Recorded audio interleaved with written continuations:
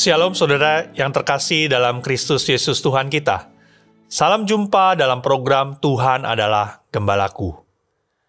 Hari ini kita akan bersama-sama kembali melihat bagian firman Tuhan dari Amsal 15. Di mana bagian yang akan kita renungkan ini adalah Amsal yang sangat tajam dan jujur. Dan mungkin agak tidak nyaman. Yaitu tentang teguran. Tapi justru karena tidak nyaman, ayat-ayat ini menjadi ayat-ayat yang penting.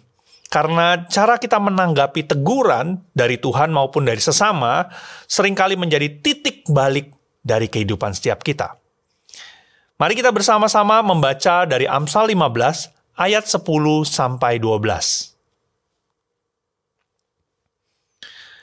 Didikan yang keras adalah bagi orang yang meninggalkan jalan yang benar. Dan siapa benci kepada teguran akan mati. Dunia orang mati dan kebinasaan terbuka di hadapan Tuhan. Lebih-lebih hati anak manusia. Si pencemooh tidak suka ditegur orang. Ia tidak mau pergi kepada orang bijak.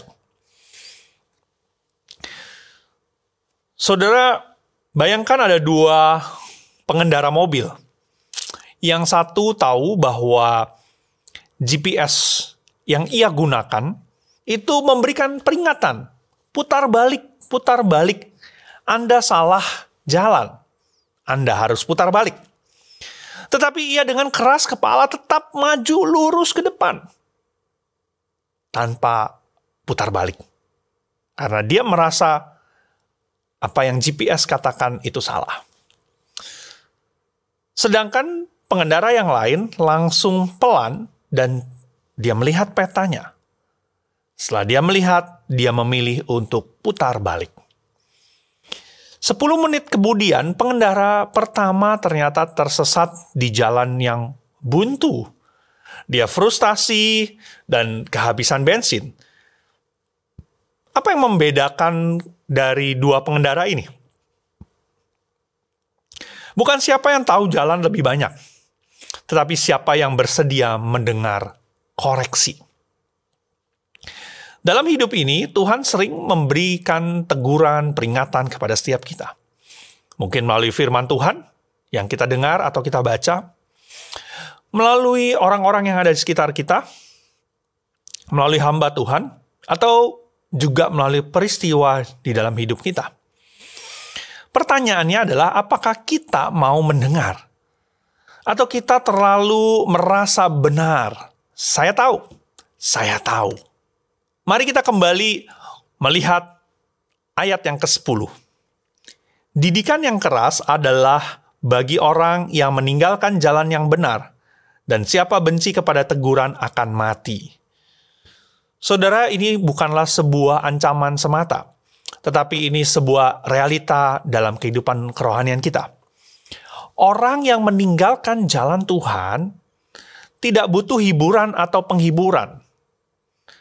Tetapi dia memerlukan teguran yang keras. Kenapa? Karena bahaya yang ia hadapi juga serius. Kata mati di sini bukan hanya soal fisik, tetapi yang lebih lagi adalah mati secara rohani, kematian kekal. Kehilangan kepekaan, hancurnya hubungan dengan Tuhan, dan jauhnya hati kita kepada Tuhan. Dan menolak teguran adalah langkah yang pasti menuju kepada kehancuran itu. Kemudian di ayat yang ke-11 dikatakan, dunia orang mati dan kebinasaan terbuka di hadapan Tuhan. Lebih-lebih hati anak manusia. Ini mengajarkan kepada setiap kita bahwa tidak ada yang tersembunyi dari Tuhan.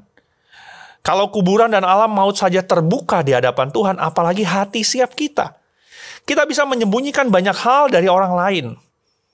Kita bisa pura-pura, kita bisa berbohong, tetapi Tuhan tahu isi hati kita. Tahu pemberontakan yang tidak terlihat. Tahu penolakan di dalam hati kita yang diam-diam. Jadi ketika kita ditegur, itu bukan karena Tuhan ingin mempermalukan kita. Tetapi karena Ia tahu kondisi hati kita. Dan Ia, Tuhan kita, ingin menyelamatkan setiap kita. Di ayat yang ke-12, tambahkan sebuah realita yang menyedihkan. Dikatakan si pencemooh tidak suka ditegur orang. Ia tidak mau pergi kepada orang bijak. Saudara, pencemooh bukan hanya menolak teguran, tetapi menolak orang yang membawa teguran itu. Dan yang kedua, ia memilih menjauhi orang-orang yang bijaksana. Karena apa? Karena dia tidak tahan untuk dikoreksi. Dan inilah ciri hati yang sedang mengeras. Ia akan menolak semua yang bisa membentuknya. Pencemooh itu ingin hidupnya nyaman, bukan benar.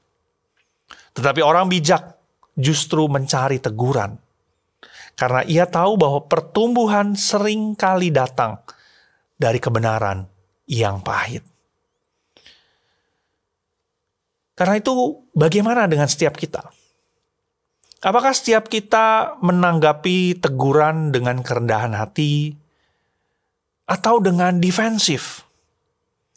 Saat ada orang yang memberi masukan untuk setiap kita, apa kita langsung berkata bahwa saya tahu apa yang paling baik untuk saya?